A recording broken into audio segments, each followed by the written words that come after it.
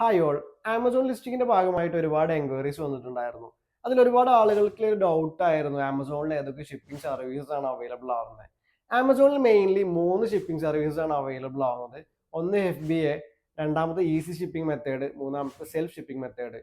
FBA എന്ന് പറഞ്ഞു കഴിഞ്ഞാൽ ഫുൾഫിൽമെന്റ് ബൈ ആമസോൺ ആണ്. നമ്മളുടെ പ്രൊഡക്റ്റ് യൂണിറ്റ് വൈസ് പാക്ക് ചെയ്തതിന് ശേഷം FBA സെന്ററിലോട്ട് നമ്മൾ എന്ത് ചെയ്യുക, അയച്ചു കൊടുക്കുക. അവരായിരിക്കും, അതായത് കംപ്ലീറ്റ്ലി ആമസോൺ ആയിരിക്കും അത് പാക്ക് ചെയ്യുന്നതും ലാബിൽ ചെയ്യുന്നതും ഡെലിവറി ചെയ്യുന്നതും ആമസോൺ ആയിരിക്കും.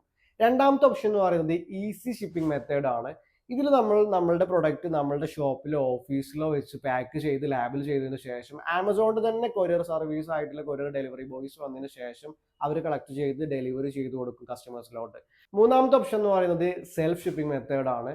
FBAയും ഈസി ഷിപ്പിംഗ് മെത്തേഡും അവൈലബിൾ അല്ലാത്ത ഏരിയയിൽ ലൊക്കാലിറ്റിയിൽ നമുക്ക് എന്ത് ചെയ്യാൻ പറ്റും, സെൽഫായിട്ട് ഷിപ്പ് ചെയ്യാൻ ഓപ്ഷൻസ് ഉണ്ട്.